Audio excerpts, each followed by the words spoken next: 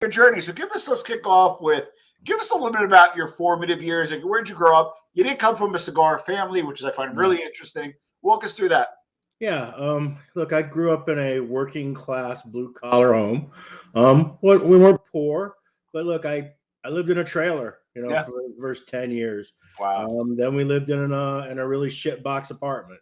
It wasn't until, I don't know, my parents probably bought their first house when I was like maybe 16, right? Yeah. So look, yeah, I grew up in a family that look, my dad was an immigrant from Turkey, came to the country, spoke no English. My mom was Pennsylvania Dutch. They got married, they had a baby super young, and I grew up in the family that ate macaroni and cheese and spam, and you got one pair of new sneakers every year. And luckily, because I was the biggest and fattest and oldest kid, I didn't get the hand-me-downs, but my brothers did. So it's just kind of the way it worked. And I think it was a pretty prototypical working class blue collar upbringing. When did you smoke your first of those 100,000 cigars, and which one was it, if you remember? I don't know what it was, because it was a really shitty bundle kind of Maduro that was given to me by a senior chief on a boat. So It would have been right around, I enlisted when I was 17, so I would have been 19 is probably when I had my first handmade cigar. Would have been about then. Now, I had some swishers down by the river, splitting a 6-pack with, two of my friends, when I was like 16 or 15. But first legit cigar was probably when I was 19. And probably what saved me was on my boat, my operations officer, Walter S. Laird, he's like, oh, Saka, I love cigars, but what he's giving you is crap. Come to my stateroom and let me give you some better cigars, so at least you know what they're supposed to taste and smoke like before you go down this road with seniors. So and that's kind of really where I got my start, was enlisted in the Navy.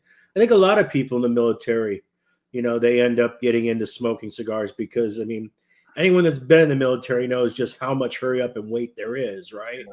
So, you have times where you just have nonstop activity, but then you also have times where you just are like banging your head against the wall out of just sheer boredom, waiting for whatever's next. And so I think cigars. I think cigars are a big part of a lot of guys' military experiences. As I understand, it's the number one most requested item from currently active soldiers. All right. So did you become a cigar guy and then become a cigar guy professionally, or did you get professional first and grow into it? No, I was way down the cigar geek rabbit hole long before I got into the cigar business. In fact, oddly enough, I didn't get in the cigar business during the cigar boom. I was around it a lot. Pretty much a lot of people knew who I was. Yeah. But I didn't even have any interest in getting in when it was all milk and honey. I've kind of backdoored my way into being in the business end of it. Okay. The thing I think most people don't really understand about the cigar business is it's just a brutally difficult business. Yeah. It's a lot lower profit margin than people think.